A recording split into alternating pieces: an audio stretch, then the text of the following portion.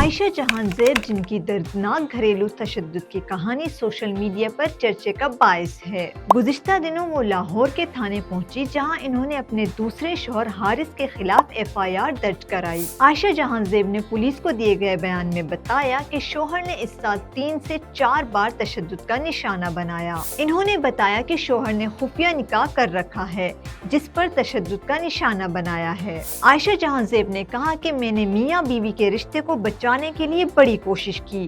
شوہر کے تشدد سے شدید چوٹیں آئی ہیں۔ اب قانونی جنگ لڑ رہی ہوں۔ عائشہ جہاں زیب کی کہانی ہمیشہ سے ہی دکھوں بھری رہی ہے۔ ایک پوڈ کاسٹ انٹرویو میں عائشہ نے اپنی پہلی شادی کی ناکامی اور اپنے والد کے رویے کے بارے میں بات کی۔ ان کا کہنا تھا کہ ان کی پہلی شادی بہت چھوٹی عمر میں ہو گئی تھی اور وہ ایک محبت کی شادی تھی۔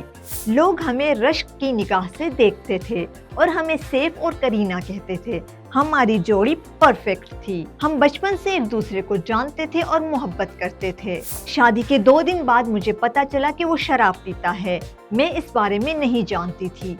میری شادی 22 سال کی عمر میں ہوئی اور 24 سال کی عمر میں یہ جان چکی تھی کہ یہ میری زندگی کی سب سے بڑی غلطی ہے۔ جب عائشہ سے پوچھا گیا کیا وہ اب بھی اس سے محبت کرتی ہیں تو عائشہ کا جواب تھا کہ میں اب بھی اسی سے ہی محبت کرتی ہوں۔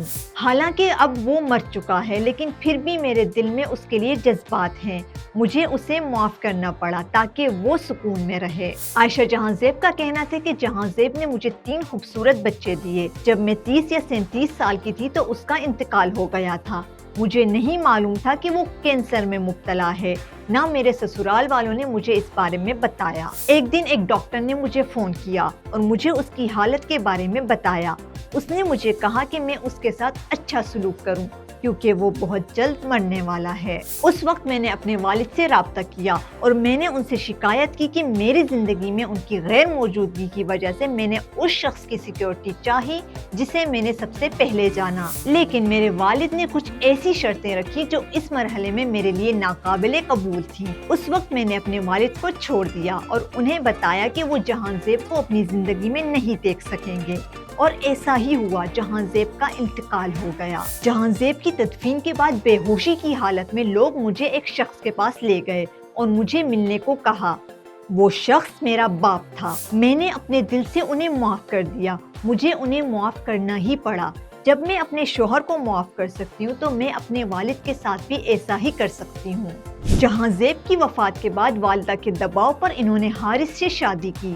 حارث ان کی زندگی میں واحد مرد دوست تھے تو انہوں نے ان سے ہی شادی کر لی۔ سوشل میڈیا صارفین عائشہ کی ہمت اور جرأت کی تعریف کر رہے ہیں جس کا مظاہرہ انہوں نے اپنی پوری زندگی میں کیا ہے۔ مداحوں کا خیال ہے کہ وہ اپنی زندگی کے المیوں کے بارے میں بات کرنے کے لیے واقعی مضبوط خاتون ہیں، ورنہ پاکستان میں خواتین ناکام شادی، علیحدگی اور والدین کی طلاق پر ہمیشہ خاموش رہتی ہیں۔